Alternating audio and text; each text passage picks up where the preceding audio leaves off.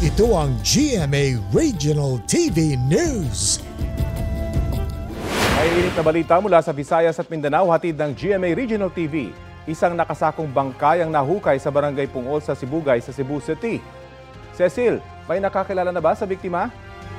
Rafi, natukoy ang biktima na si Giovanni Bonghanoy na 3 araw nang naiulat na nawawala.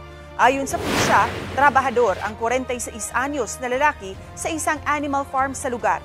Natunton ang pinaglibigan sa biktima sa tulong ng isang informant.